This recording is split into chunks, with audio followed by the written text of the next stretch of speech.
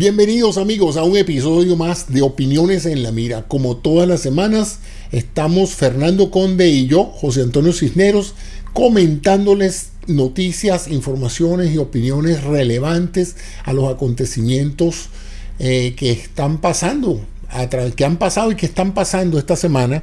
Y bienvenido Fernando, como todas las semanas, grato verte.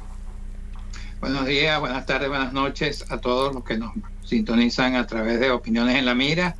Buenos días, buenas tardes, buenas noches a ti. Bueno, a ti sí buenas tardes, José Antonio.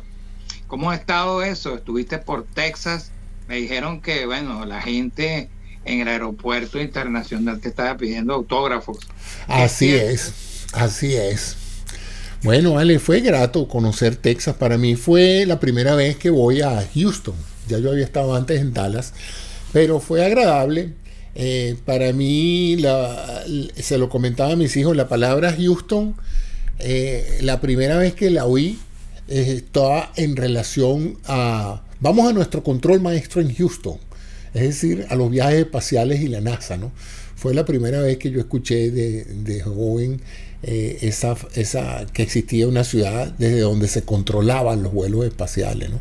Y desde entonces pues siempre quise visitar a la NASA, las instalaciones de la NASA allá. Entonces aproveché mi cumpleaños para junto con mis hijos tener este encuentro histórico con los diferentes cohetes, las cápsulas, los diferentes elementos que trajo esa época estelar de la vida en Norteamérica, como fue los años en la carrera espacial. Pero lo sigue siendo, porque fíjate, así es. Tú sabes que el Perseverance ya tiene listo su helicóptero que se llama Ingenuity y movió sus alas, todo salió perfecto. Van a hacer otro entrenamiento para ver cómo está, y el domingo, José Antonio, el domingo va a realizar su primer vuelo sobre la superficie de Marte. Imagínate si alguien nos saluda de allá. Bueno, chico, eso cada vez que yo veo un desarrollo, una conquista en el mundo de la aviación, recuerdo a los hermanos Wright, porque hay un momento estelar en la historia americana, que es ese momento en el cual están los dos hermanos. Hay un aparato que ellos llaman el avión, y hasta ese momento el volar era solamente un planeador que se elevaba y caía, pero no tenía lo que llamaban vuelo controlado. Y ya existían los balones, los balloons, los globos, pero una estructura que fuera más pesada que el aire, que volara y que se pudiera controlar, que uno pudiera pilotear y ir en una dirección u otra, no existía. Y entonces estos muchachos, o estos dos hombres, por cierto, mecánicos de bicicleta, cambiaron su ramo y se dedicaron a ver si podían crear ese uso del engranaje y de las poleas y todo, si ellos podían diseñar un aparato que permitiera el vuelo sostenido y controlado.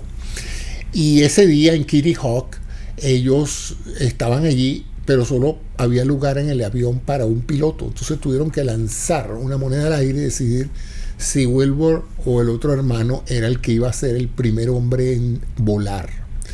Y bueno, ese día volaron y no solamente se elevaron unos cuantos metros, porque tampoco fue que se elevaron mucho, pero pudieron cambiar la dirección de vuelo y orientar y mantenerse en el aire y aterrizar en forma de que el piloto controlaba eso.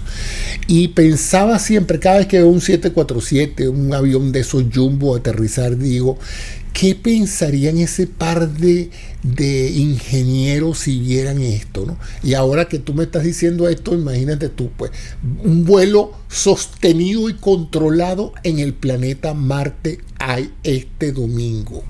Esto no tiene parangón. Sí, pero bueno, vamos a hablar de cosas más terrenas, chicos, porque esto es una cosa de una dimensión tan bella y tan emotiva que lamentablemente, ojalá que esa fuera la única noticia y la única cosa que tuviéramos pendiente, pero desafortunadamente hay otro poco de noticias que nos afectan mucho más en lo personal y en la atención de nosotros. Mira, es que eso que estás diciendo es importante, porque recuerda cuando se llegó a la luna con Neil Armstrong, aquel paso famoso y todo, todo el mundo estaba pendiente, era de eso. Todo. Hoy, que esto es una hazaña lo que está ocurriendo ahí en Marte, un planeta que ha generado tantas cosas, tantos libros, tantos misterios. Tantos misterios. Entonces, lo tenemos como relegado a un segundo plano, cuando quizás en los años 60 todo el mundo estuviera maravillado y todo el mundo estuviera hablando de esto, que es increíble. Chico, volando un helicóptero sin piloto. Por cierto, que ahora que me hablaste de eso, me olvido de lo más importante del viaje, que no solamente fui al centro espacial de la NASA ya, sino que pude ver las rocas lunares y tocar una. O sea que yo toqué una roca lunar con mis dedos. Algo que, imagínate, tú nunca estuvo en mis sueños. La idea de poder meter el dedo por un huequito y tocar una pieza de mineral que viene de la luna. ¿Tú puedes creer eso? Viene de la luna. Y toqué meteoritos que vienen viajando por el espacio de hace siglos y siglos y llegaron a la Tierra y, ven, imagínate tú, viajeros espaciales, y yo pude tocarlos con mis manos y sentir esa emoción de pensar los grandes logros de la ciencia, chicos. No dejo. A mí me apasiona este tema, ¿verdad? Sí. Por eso es que yo siempre digo que yo soy un extraterrestre aquí en la Tierra, porque no estoy de acuerdo con muchas cosas que suceden aquí con los seres humanos, y que soy un experimento exitoso de seres bueno. De otro mundo aquí en la Tierra. Qué bueno. Cuéntame, ¿cuál para ti es la noticia más relevante de esta semana desde el punto de vista tuyo? Bueno, hay varias, ¿no? Me llamó mucho la atención y cosas que no dejan de sorprender. Por ejemplo, la forma como la campaña de Donald Trump manejó el tema de las donaciones de manera opaca y engañosa, que permitió que después de un primer depósito, alguien con mucha generosidad depositó un dinero. Por ejemplo, hay un señor que se llama Vlad, que sufre de cáncer, vive en Kansas. Alguien lo convenció para que depositara algún dinero. El señor solo vive con $1,000 mensuales, y como era tan fanático de Trump, le depositó $500, ¿no? Porque había la mitad de su ingreso. Había como una letrica pequeña, como siempre. Entonces el señor donó. ¿Y qué ocurrió después? Al siguiente día le descontaron $500 más. A la otra semana $500 más. Y el pobre hombre, cuando fue a pagar sus bills, sus cuentas, todas las cosas que tenía que pagar, le rebotó todo eso. Entonces llamó al hermano y le dijo: mira, tengo este problema, ¿qué habrá pasado? Entonces cuando investigan, se ven que el pobre hombre, que lo que tenía eran $3,000 en su cuenta, se la vaciaron. El enfermo de cáncer, le habían congelado la cuenta porque le sacaron todo el dinero. ¿Qué te parece? Y no es que pasó a uno, pasó a muchísimas personas. No. O sea, mira, tuvieron que hacer un reembolso de $64.3 millones a gente, y lo hicieron obligado, porque se formó el mega escándalo que toda la gente estaba clamando por un fraude, una estafa, porque en el fondo es así. Y los expertos dicen que eso que hizo la campaña de Trump es un clásico de la manera engañosa como estafar a la gente. Así es. Invitarlo a pagar una contribución, haciéndole creer que esa es toda la contribución, y usar esos recursos de datos de la tarjeta de crédito para diariamente o semanalmente hacerle el mismo cargo, y cuando la persona se percata de lo que le han quitado 10 veces lo que deseaba contribuir. Hay uno en California que le quitaron $8,000 y le dice de todo. O sea, es una cosa impresionante. Sí. Porque todo lo que rodea a Trump, chico, huele mal y termina siendo una estafa o algo ilegal e inmoral. ¿Por qué todo, no solamente él, su universidad, sus casinos, todo lo que él ha tocado pareciera estar adornado por una intención de defraudar a alguien o a muchos? Bueno, el caso con Al Trompone, que digo, con Donald Trump, es que, fíjate, él siguió recibiendo donaciones después que terminaron las elecciones. ¿Y en qué se aprovechó él para seguir recibiendo donaciones? En una mentira, en la mentira del fraude. Entonces la gente incauta, la gente que crea a estas personas que son unos estafadores de oficio, realmente, porque eso es una estafa. ¿Qué ocurrió ahí? Bueno, siguieron donándoles dinero para apoyarlo bajo la falsa promesa de que él iba a retomar el poder de nuevo la presidencia. Y eso es una estafa. Siempre se ha devuelto dinero por donaciones. Biden devolvió 5.3, algo así, billones de dólares de las donaciones, pero estos tuvieron que devolver 64.3, que es prácticamente un récord. Eso nunca había sucedido. Sí. Y tiene que ver, porque fíjate, todo lo que acusa Trump a los demás, él lo ha hecho. Sí. Él estaba diciendo que hubo un fraude electoral y aquí había una especie de fraude, aunque ellos dicen que no. Y hablando de Trump, pues hay que hablar de perdones. ¿Qué me puedes hablar tú del tipo que estaba pidiendo perdones antes de que se descubriera su presunto delito? Matt Gaetz. Así es. Qué joyita, vale. Yo te digo, esta gente... Otro caso que está bastante de furor en este momento. Descríbeselo a la gente que nos ve y que no viviendo en Estados Unidos no sabe en realidad de lo que estás tú hablando, porque el nombre ya se ha hecho noticioso, pero explica un poco el contexto de lo que estamos hablando. Bueno, este es un señor que es un representante de la Cámara Republicana, ¿no? muy allegado a Trump, pero que tiene ciertos amigos que están incursos, señalados de delito de tráfico de menores y todo aquello, ¿no? Hay uno que se llama Greenberg, que está llegando a un acuerdo con la fiscalía, y eso parece que va a destapar una olla recontrapodrida donde aparece el señor Matt Gaetz. Pero ¿cuál es el delito? ¿De qué se le acusa? El delito es tener relaciones con menores de edad y de tráfico de nada menos y nada más, y tráfico de menores. Menudo delito, pues. Intención de prostituirlo, porque hay un The Daily Beast acaba de publicar un artículo donde narra sobre un viaje que hizo él a Bahamas, y entonces que depositó un dinero a través de este señor Greenberg, y el señor Greenberg depositó ese dinero a otra persona, y resulta que parece que una mujer menor de edad, y bueno, todo aquel desastre, que todo esto en este momento. Y ese señor es casado. Gaetz. Sí. No, él tiene como que su novia, ¿no? Él declaró, dijo que él... No, porque tú sabes que entre los republicanos se ve mucho eso, que el hombre casado pues tiene su segundo frente, y en este caso podía ser un segundo frente. Él declaró que él, cuando tuvo relaciones con una menor de 17 años, él tenía 17 años también, ¿no? Dijo eso. Por lo menos eso es lo que recoge la prensa. Lo cierto del caso, que yo en este tema voy a hacer lo mismo que hice con el del gobernador Andrew Cuomo de Nueva York.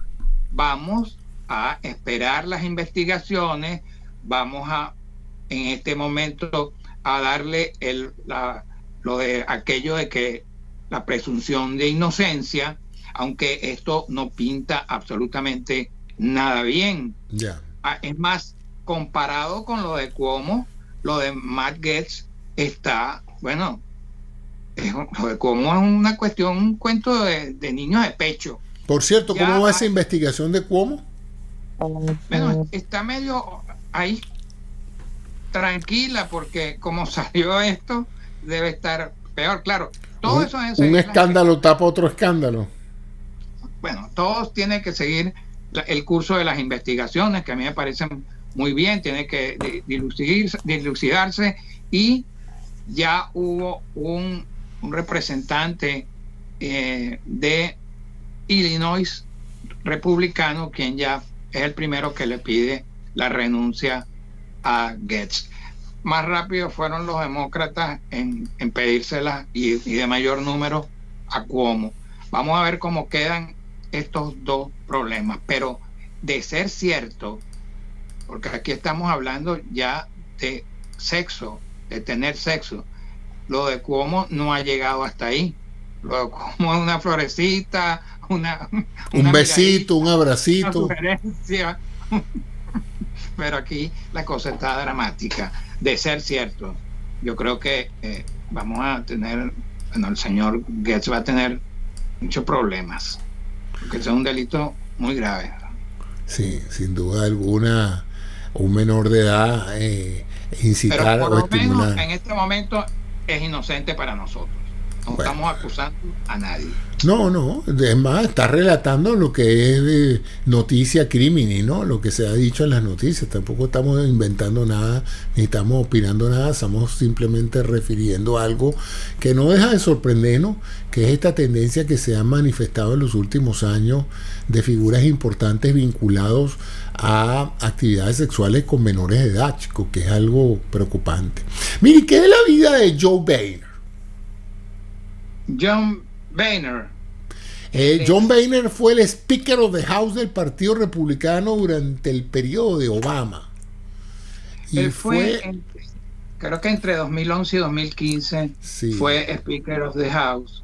Es un hombre que ha estado involucrado por muchos años con cuestiones sociales, leyes, iniciativas. Cuando estuvo también en el 2005 tuvo un cargo ahí en el Congreso, en la cual le facilitó para hacer esos movimientos de índole social. Un republicano a carta cabal, pero que sin embargo a la hora de buscar un acuerdo bipartidista no le faltó el pulso para arriesgar su capital político y colaborar en la votación de leyes democráticas del partido, propuesta por el Partido Demócrata, para que se aprobaran en forma bicameral, y por eso muchos republicanos lo resienten, ¿no? Y ya está retirado de la actividad parlamentaria, de la actividad del Congreso. Pero ¿por qué estamos hablando de él, Fernando? Bueno, porque el señor Boehner, que tiene una moral muy alta, es muy reconocido por su seriedad, ha escrito un libro que se llama On the House, a Washington Memoir, en el cual habla de Trump. O sea, escribió sus memorias, pues, y le dedica un capítulo a Trump, es lo que me estás diciendo. Memorias en Washington, sí. Y entonces habla de Trump, y como todos los que escriben libros y pretenden escribir libros con bastante veracidad, no habla muy bien de Trump. Ya. Cosa extraña. Aunque yo, si fuera a gastar mi dinero en un libro de estos, esperaría el libro de Melania y el de Pence. Porque estos dos personajes de la era de Trump, supongo que tienen muchísimo que decir. ¿Tú te imaginas las memorias de Melania Trump? Eso va a ser... millones y millones y millones. Con una memoria, mira, con las memorias de Melania pueden hacer una misión a Plutón. Eso sí sería un contrato de libro fantástico. Pero tengo entendido que parece que Mike Pence sí va a escribir su versión de su papel y de la administración de Trump. ¿Tú sabes qué capítulo me gustaría saber de ese libro de Melania? ¿Cuál? Si a Trump le suda la mano. Porque siempre cuando le iba a agarrar la mano se la soltaba, ¿no? ¿Qué título le podríamos poner o le podríamos sugerir a Melania que le pusiera a ese libro, chico? Tú que eres un periodista y eres bueno titulando artículos, ¿ah? ¿Qué título le pudiéramos poner a Melania Trump y su libro de su matrimonio? A mí se me ocurre Un largo y ardiente verano.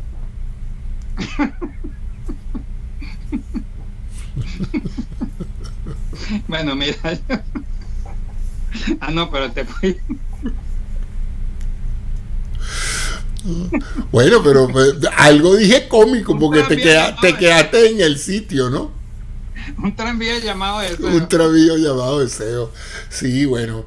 Mira, Fernando, hablando de algo que está en tu vecindario. En Georgia se produjo una maniobra política del Partido Republicano aprovechando su permanencia en la legislatura para crear una serie de leyes y de limitaciones al proceso de votación en el Estado que, según dicen los entendidos, limita la voluntad de voto de la gente pobre, de la gente afroamericana y de los latinos. Hay una cantidad de medidas que, bueno, afectan mucho a las personas que van a votar por correo, a las personas que van a tener que hacer largas colas en los centros de votación. O sea, hay una cantidad de medidas dirigidas a que ciertos sectores de la población se les haga más difícil e incómodo votar.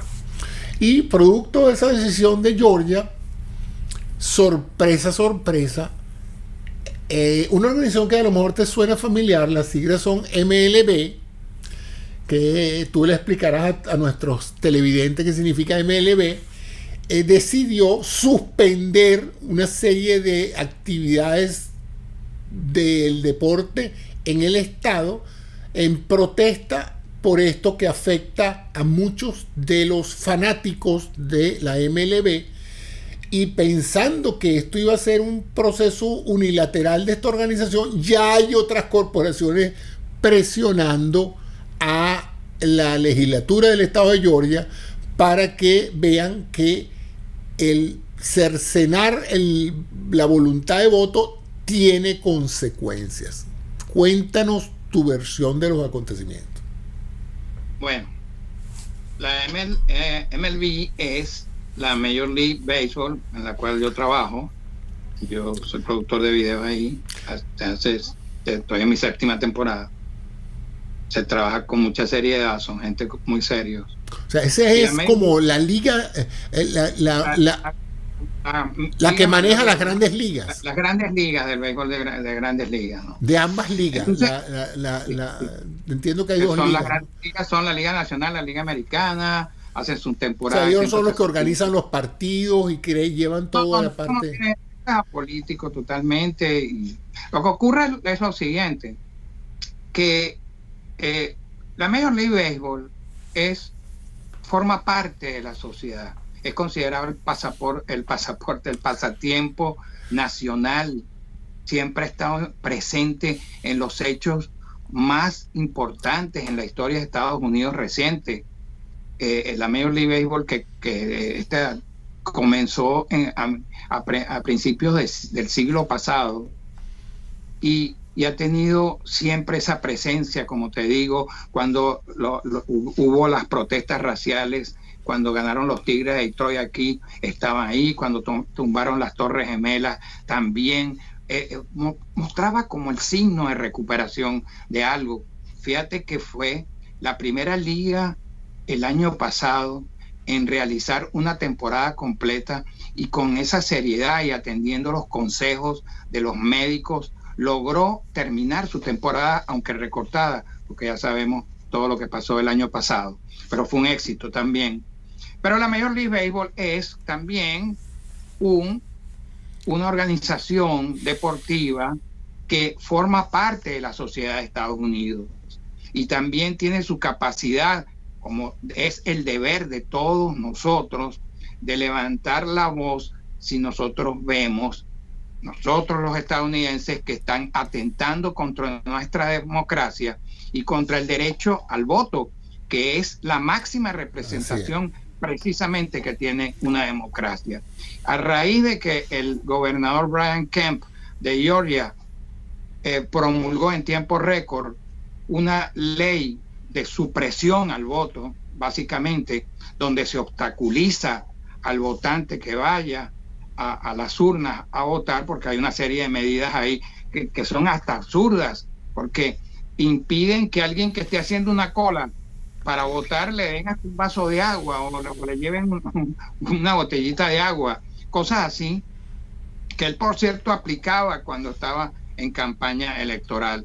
Lo cierto del caso que todo eso son los movimientos que está realizando el Partido Republicano en 47 estados, que ya llevan más de 200 iniciativas de ese tipo y de leyes estadales solamente para torpedear las elecciones, para impedir que minorías como la gente, los afroamericanos y los latinos tengan más acceso al voto porque están más acostumbrados a votar por el correo, porque hay un montón de cosas ahí que si tú las ves parece absurda, porque un partido demócrata tiene, que tenga talante democrático, tiene que facilitar el voto y promocionarlo, impulsarlo, como hace la misma Constitución.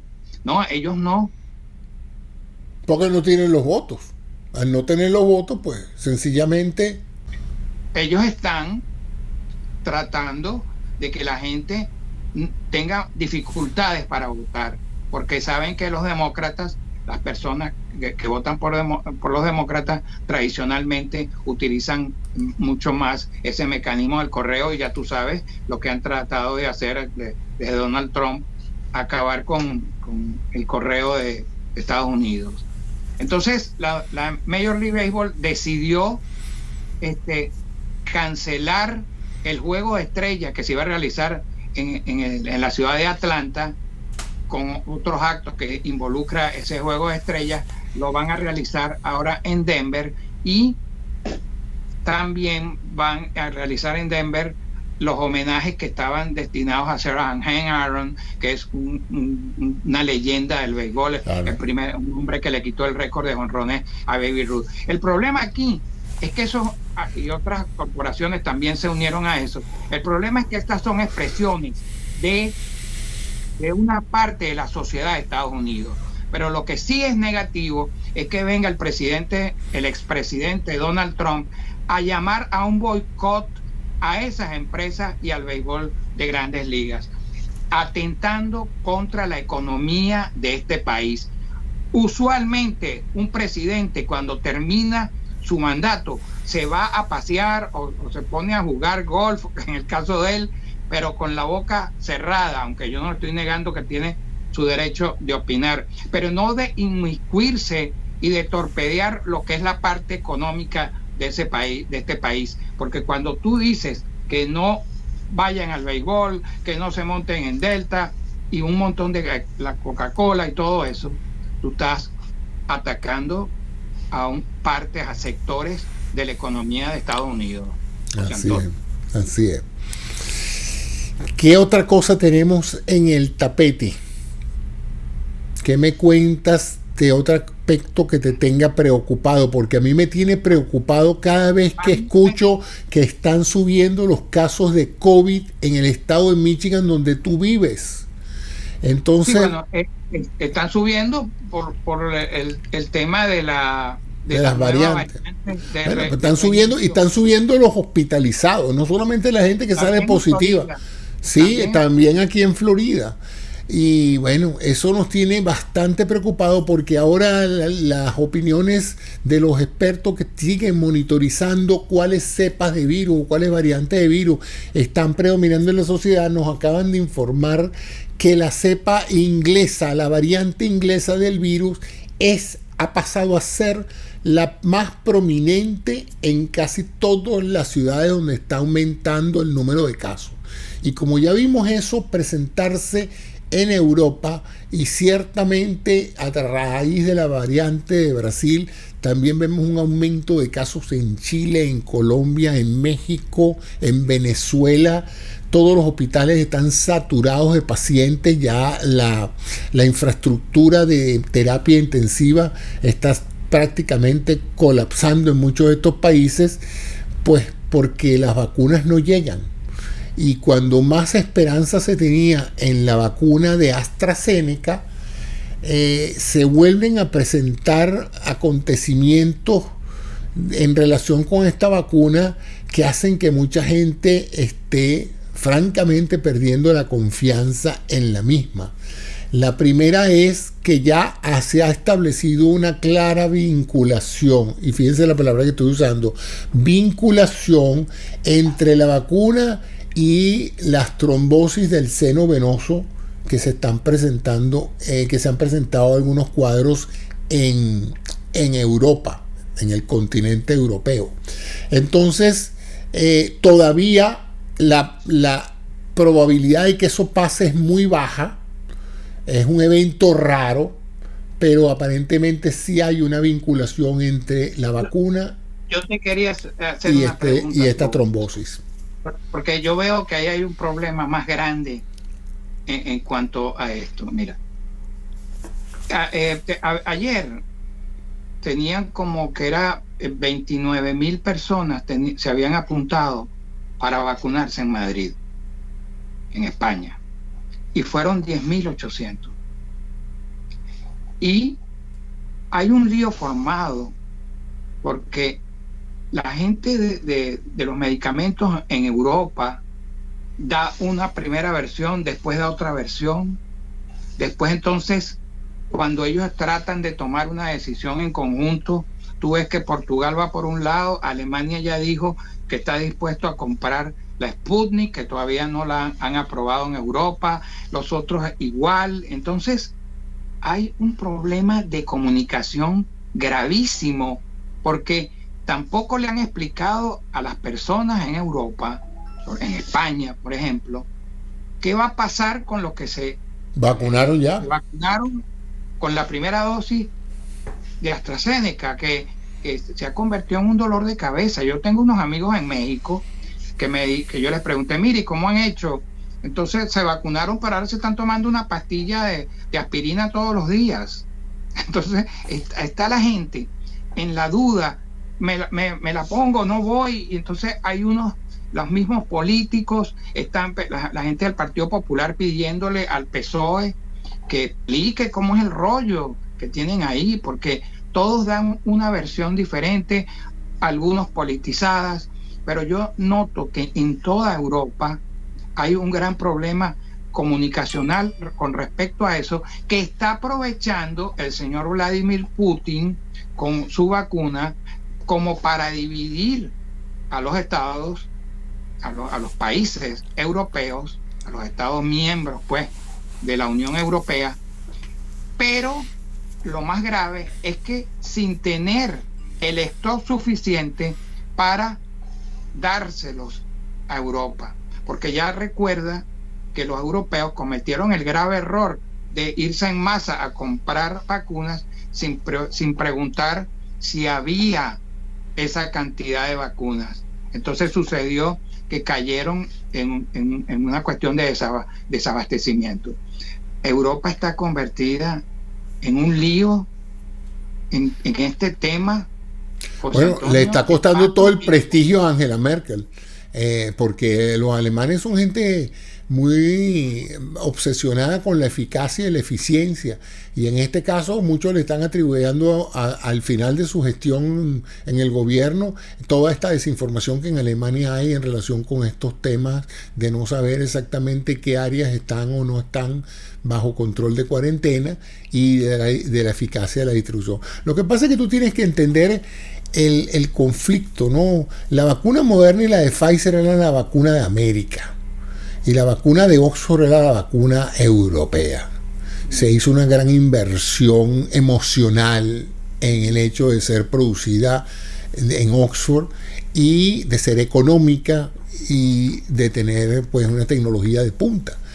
Por cierto, la tecnología que comparte es la misma de la Sputnik. En ambas se utiliza el mismo mecanismo de vacunación, el mismo mecanismo de inducción de los anticuerpos necesarios para combatir el COVID.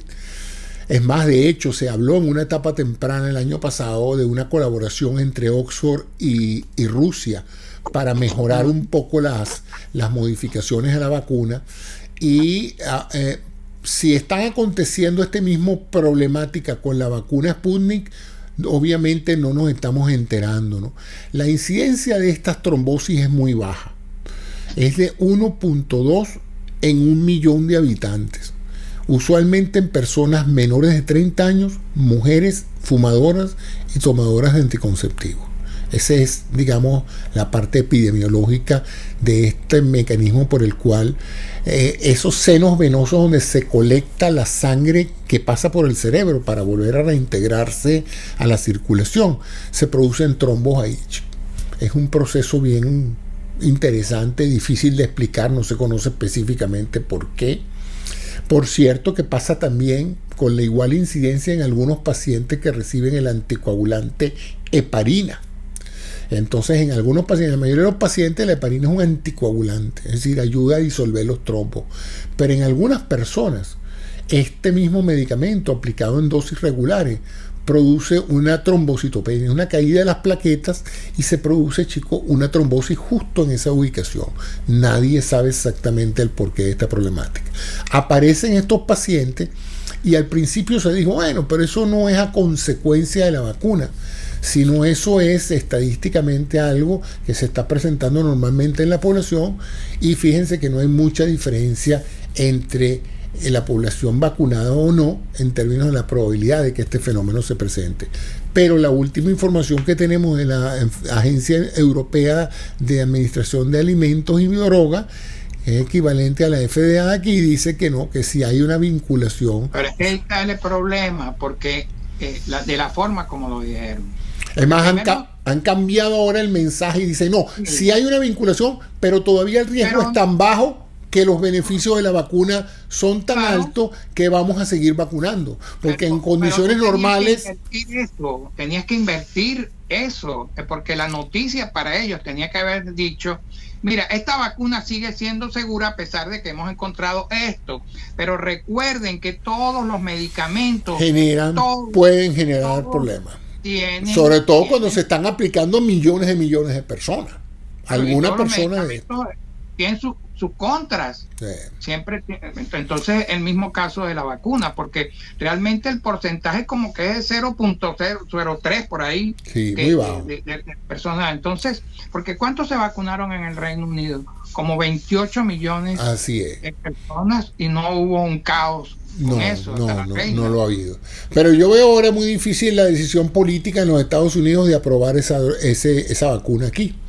Porque con Moderna, Pfizer y Johnson & Johnson produciendo las cantidades que están produciendo ahorita, con la oferta del presidente Biden de que para el 19 de abril, es decir, faltan 10 días, todo el que tenga más de 18 años se puede vacunar en los Estados Unidos. Se van a liberar todas las restricciones de acceso a la vacuna. O sea que yo imagino que el presidente Biden ya ha recibido información de los depósitos de vacuna como para lanzarse esa oferta, porque él debe saber ya que está la capacidad productiva de distribución necesaria para que no quede mal él y le digan que todavía se ha hecho muy difícil vacunarse. Estamos vacunando 5 millones diarios.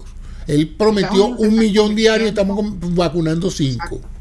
Exacto. Estados Unidos se está convirtiendo en una envidia a nivel mundial. Para que tú veas lo que es un nuevo presidente, ¿no? Exactamente, porque... Estamos en otras manos. Aquel señor, pues... Ahora estamos en manos de la ciencia. Antes estábamos en manos de la anticiencia. Sí, es impresionante que, fíjate que él primero promete 100 millones de vacunas en 100 días y sobre la marcha se pone el listón el mismo más alto y dice 200 millones. Sí. Bueno, y vamos a superar esa cifra.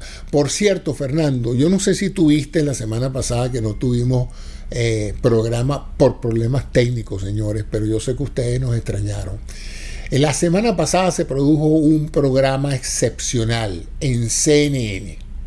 Sandra Gupta, el Chief Medical Correspondent de CNN, hizo una entrevista magistral a 5 líderes de la administración de Trump que estuvieron involucrados en todo el proceso de lucha contra el COVID. El doctor Fauci y las demás, la doctora, el director del FDA, el director, director del CDC, todos los que tomaban decisiones o presumíamos que tomaban decisiones en esa gestión de presidente Trump. Y para mí fue lastimoso, vergonzoso, las declaraciones y las reseñas que ellos hicieron de lo negligente que fue la administración Trump en seguir sus indicaciones. Cuando nosotros pensábamos que el doctor Fauci tenía carta blanca y total control y acceso a los datos, esta gente ahora ha revelado la verdad. No se les estaba prestando atención, no se reunían regularmente, se prometían cosas que no estaban pasando, ellos manifestaban su desagrado con las decisiones que se estaban tomando y no había nada que hacer. El más que les prestaba atención era Pence, pero no podía hacer mayor cosa, pues porque la cosa venía de arriba. Entonces eso va a quedar como un testimonio para futuras generaciones y para otros países de la importancia de que en estos procesos de enfermedades públicas, de salud pública, la política tiene que apartarse y dejar que la ciencia utilice sus recursos y sus conocimientos para manejar la crisis y no ponerla a un lado. Fíjate que en una de las declaraciones de la doctora Birx, ella dijo, aquí lo más que se ha podido haber perdido eran 100,000 personas. Por encima de 100,000 personas, todas las demás han podido haber sido prevenidas. O sea que en teoría la administración de Trump tiene 400,000 muertos a su cargo. Mira, que han podido haberse salvado si se hubiera actuado siguiendo las recomendaciones de ellos. Es un testimonio y yo le recomiendo a todo el que pueda que vea esa entrevista para que escuche de los propios actores de esa gestión su frustración, sus limitaciones y lo caótico que fue el año pasado el manejo de la epidemia en los Estados Unidos. A mí me conmovió mucho el testimonio de la doctora Deborah Birx, porque ella, cuando Sanjay Gupta le pregunta sobre la relación con Trump y una llamada que le hizo, yo pensaba que se iba a poner a llorar. Sí. Que ella, Trump, es obvio por lo que ella dice, que aparte que la trató muy mal, debe haber tenido unos tonos muy altos esa llamada que le hizo a la doctora Birx, y todo porque ella había dado unas declaraciones a CNN donde decía lo que estaba pasando. Y fíjate que ahí estuvieron como 3 meses que el famoso grupo de trabajo para luchar contra la pandemia dejó de reunirse desde que Trump decidió acabar con eso para dedicarse a sus problemas de ganar las elecciones y sacar la cuestión de la economía cuando no se había llegado. No, y de mantener a sus seguidores, ¿vale?, en la más profunda ignorancia y negligencia sobre cosas tan triviales como el uso de la máscara y del distanciamiento social. Algo que, mira, en el futuro, hay algunas de las personas que manifestaron su opinión alrededor de las opiniones, dijeron que eso fue literalmente un holocausto. Lo que pasó con esas 400,000 personas que pudieron haberse salvado si la administración hubiera actuado en forma más efectiva. Vamos a recordar una cosa. El 28 de enero, inteligencia y los chinos le dijeron a Donald Trump lo peligroso que era el COVID-19. Incluso eso está en los audios. ¿Sí? Del ex periodista del New York Times, del Washington Post, sí, cuando escribió el libro. Después, 2 meses después de inacción, el 28 de marzo, 2 meses después, justamente, dijo Trump que lo del COVID-19 era una mentira de los demócratas y una exageración de los periodistas. Lo dijo 2 meses después, cuando ya tenía conocimiento de la gravedad de esa pandemia. Sí. Es irresponsabilidad. Y sin después duda ya sabemos que no hizo absolutamente nada, sin porque duda no tenían plan para combatir la pandemia y tampoco plan de vacunación, nada de nada. Él tenía el otro plan. Así es. Bueno, vamos a seguir hablando de otras noticias muy importantes, a mi juicio, en esta semana que pasó, y es el plan de inversión en infraestructura.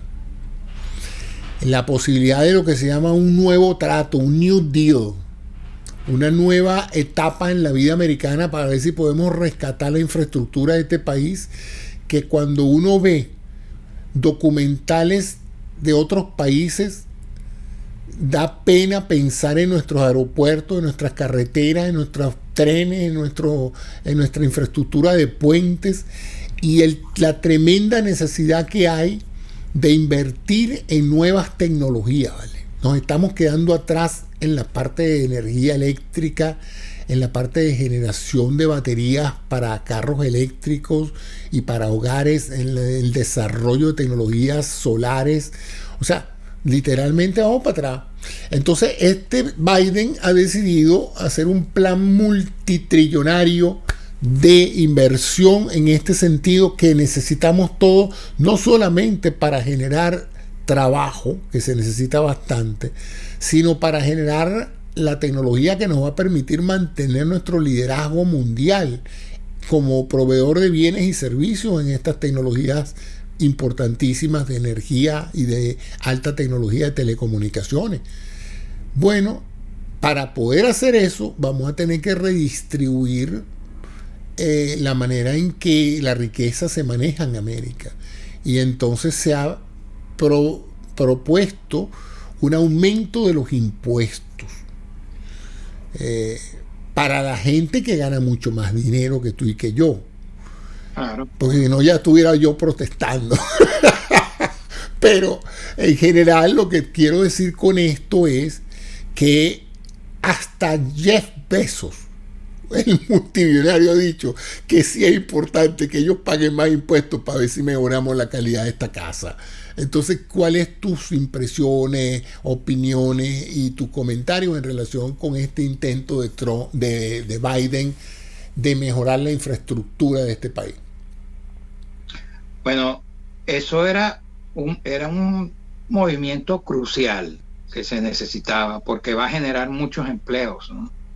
Que es en este momento una de las cosas que nos está haciendo cojear. Pero la economía de Estados Unidos, los últimos indicadores, lo que nos indica es que estamos saliendo con una velocidad impresionante de la mala situación económica. Sí. No fue como dijo Trump, que cuando llegara Biden se iba a desplomar Wall Street. No, para nada. Todo lo contrario. Ha crecido la economía y dicen economistas que por primera vez en muchos años vamos a liderar la economía mundial por encima de China. Y lo vamos a liderar porque Biden, al mismo tiempo, cosa que habíamos hablado aquí en Opiniones en la Mira, al mismo tiempo está atacando la pandemia, y eso es uno de los motivos que lo hace crecer, porque la pandemia es el gran problema para la economía. Yo estuve estudiando los años 50 y 60, José Antonio, cuando la economía estadounidense era bollante, el modelo a seguir en el mundo entero, cuando la economía estadounidense vivió sus mejores años. Yo la llamo la etapa del Made in USA. Ok. Esa etapa del Made in USA que dices tú, esa etapa es la más de mayor provecho económico y la de mayor abundancia y bienestar para los ciudadanos estadounidenses. Y este plan de Biden es muy parecido a las políticas que se tomaron después de la Segunda Guerra Mundial por Estados Unidos. Y tenemos que recordar algo, que hay la similitud, porque si aquella vez era una guerra, por otras razones, nosotros estamos en una batalla, una guerra con un virus. Así es. Y el tratamiento tiende a ser el mismo. Y tenemos ahora que vamos a levantar nuevas infraestructuras o mejorar las que tenemos, igual a nivel de centros de escolares. Vamos a tener los mecanismos para un internet más rápido. Vamos a mejorar la atención a la pobreza infantil, a la cantidad de niños en hogares muy pobres que no tienen recursos de telecomunicaciones para hacer teleeducación y para hacer muchas cosas. Claro. Es más, que un plan de acción de infraestructura. Tiene de todo ese plan de infraestructura que aprovecha Biden para meter. El problema es, y yo quiero saber tu opinión, José Antonio, cuando, por ejemplo, tenemos a unos republicanos que no les interesa para nada apoyar y ya se están quejando de este plan. Eso es lo más vergonzoso y antiamericano, que ante una coyuntura como en la que estamos, con la necesidad que existe de la inversión social y en tecnologías de futuro, el Partido Republicano haya escogido la canción de Giordano de "No voy a mover un dedo". Increíble. Una oportunidad única de decir somos todos americanos, tenemos que apoyar cosas que nos beneficien a todos, por lo mezquino, por no darle ningún tipo de aprobación a nada que venga del Partido Demócrata o que venga del presidente Biden. Esta gente va a perder la oportunidad histórica de participar en algo que parece ser el gran disparador de la economía y del liderazgo tecnológico de Estados Unidos. Algo inconcebible. Y en ese mismo orden de ideas, y como ya estamos por terminar el programa, no quiero terminar sin comentar. Chico, ¿tú tienes un rifle de asalto en tu casa? No. Chico, yo tampoco. Pero estamos ahorita en una situación donde esto es insólito. Todos los días hay una matanza en este país a tiro. Es que ya no pasa una semana donde no haya algo. En Texas se cayeron a plomo. En Texas, en todas partes, ¿no? Hay una locura de gente que debe estar afectada de problemas económicos, etcétera. Pero es que aquí es demasiado fácil que le vendan a un loco un rifle de asalto. Entonces, está ahora el presidente Biden tratando de aprovechar la situación para llevar adelante una agenda que por lo menos le traiga algo de sensatez a la venta de armas. No puede ser que aquí cualquier loco entre a una tienda, sale con un rifle de asalto y vaya a mate a toda persona que lo ha visto mal en los últimos 2 días, ¿no?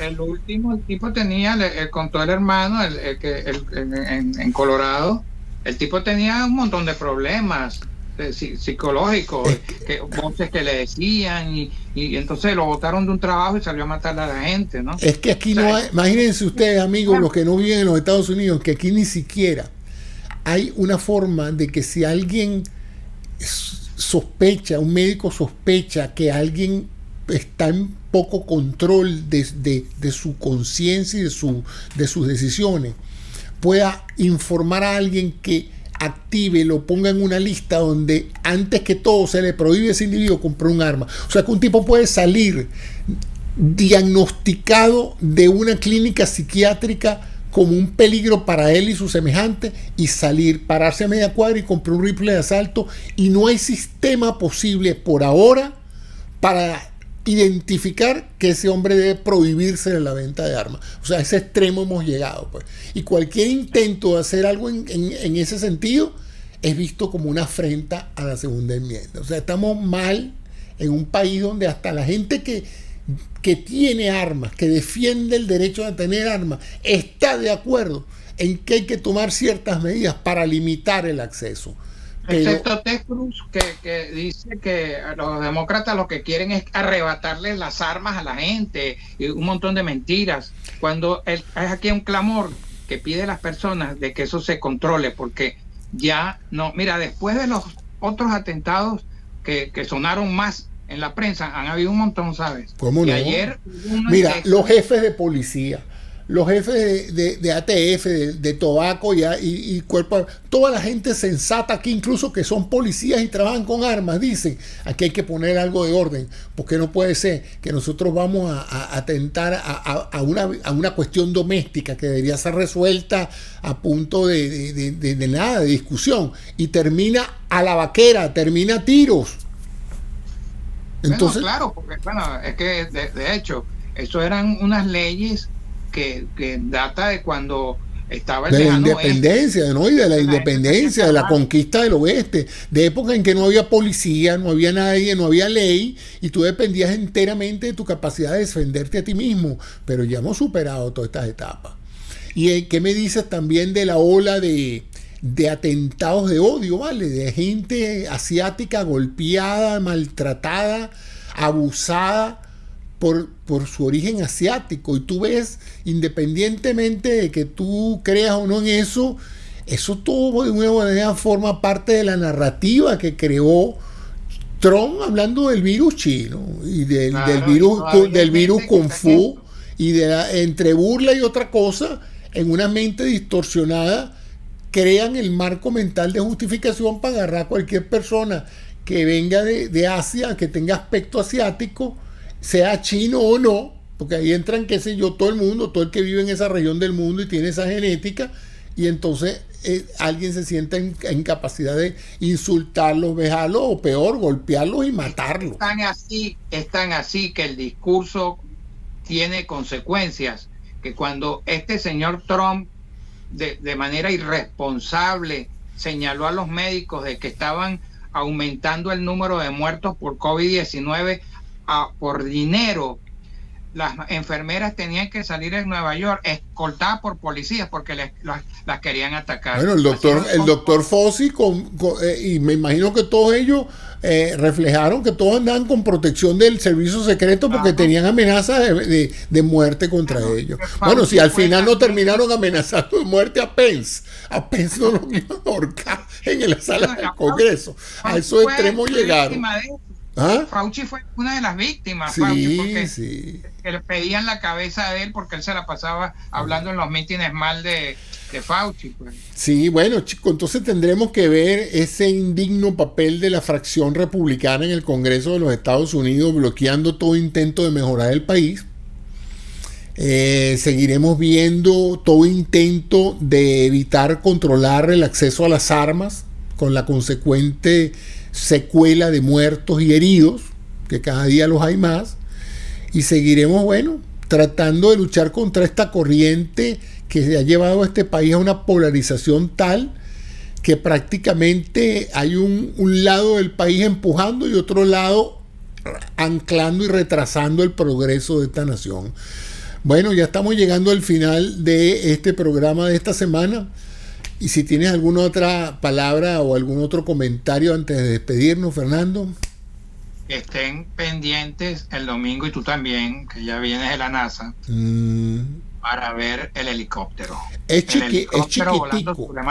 chiquitico. Y lo único que le puedo confiar de lo poco que sé del proceso es que como la atmósfera de Marte es tan ligera, tan poco densa, las aspas de la propela del helicóptero tienen que girar a muchísimas revoluciones, ¿no?